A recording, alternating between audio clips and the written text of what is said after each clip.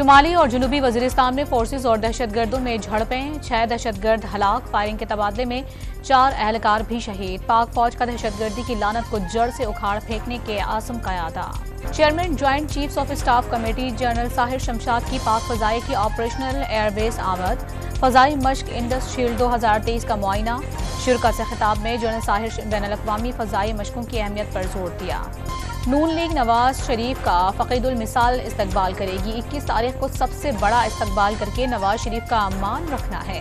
शहबाज शरीफ का नवाज शरीफ के इस्तकबाल के लिए तैयार तराने की लॉन्चिंग तकरीब से खिताब। मरियम नवाज ने नून लीग को मुल्क की सबसे बड़ी जमात करार दे दिया। और एहतसाब अदालत ने नवाज शरीफ को वतन वापसी पर गिरफ्तारी से रोक दिया। तोशाखाना रेफरेंस में दायमी वारंट मुअत्तल। इस्लामाबाद हाई कोर्ट में अल अज़ीज़िया और एवनफील्ड रेफरेंस में हिफाजती जमानत भी मंजूर।